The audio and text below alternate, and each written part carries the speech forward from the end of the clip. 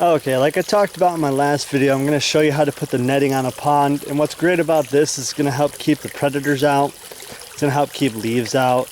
It's going to help keep any kind of debris out during the fall.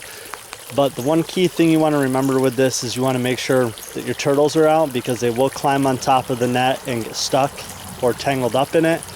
And secondly, you want to make sure most of your fish are out, or at least if the fish are still in there, you want to make sure that they can't actually fit through the netting.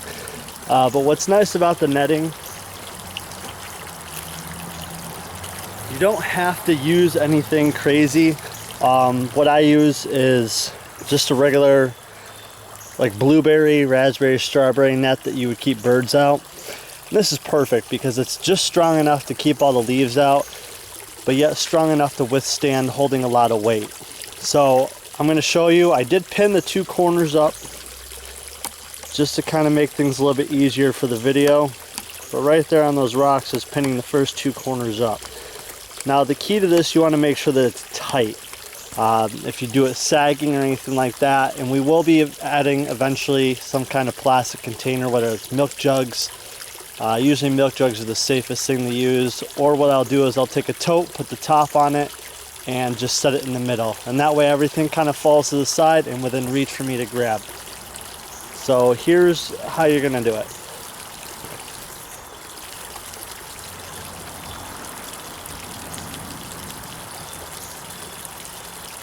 This stuff can be kind of messy to work with, so usually you want some big stones to help hold it down.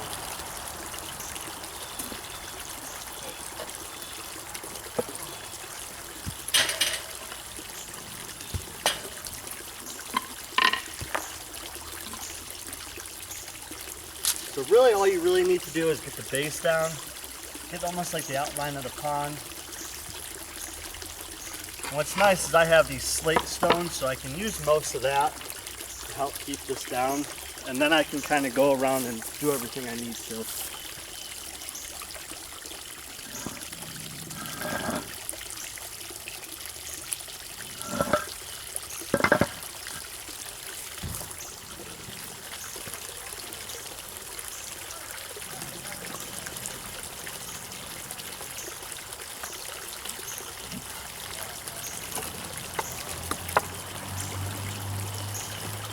You want to make sure there's enough on each side, so that way if the leaves do go into this, it won't fall in or pull anything in.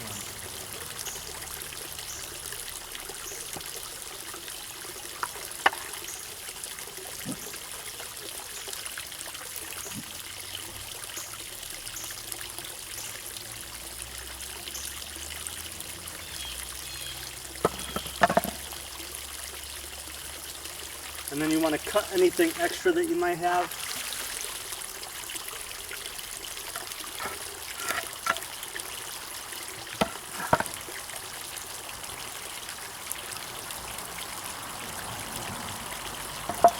And like I said, you want to make sure it's real tight, so that way when the leaves fall in, it's not an issue.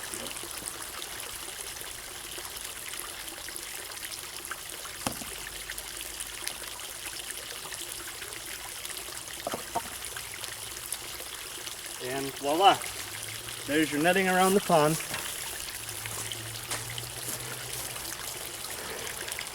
As you can see, you only can really see it if the sunlight bounces off of it. So that's the nice thing about this. And what you can do is, as you're done with it, you can cut it as needed to fit the pond.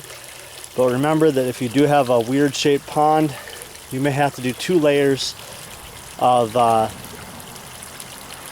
netting on it.